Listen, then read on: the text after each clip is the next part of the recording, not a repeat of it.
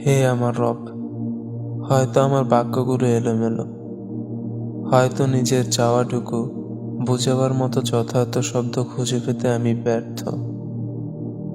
হতে পারে আমার চিন্তাগুলো বিচ্ছিন্ন, কিন্তু মালিক, আপনি তো অন্তর্যামী। আপনি তো অন্তরের ভাষাও বোঝেন। মুখ যা উচ্চারণ করতে ব্যর্থ হয়, হৃদয় যা সাজিয়ে নিতে হিমশিম খায়, এসবের কোনো কিছুই আপনার অজানা নয়। মাবুদ, আমি আমার শব্দের অভাবে, বাক্যবিন্যাসের অপটুতায়, চিন্তার অসামঞ্জস্যতায় যা বলতে পারছি না, তা আপনি ইতিমধ্যেই জানেন।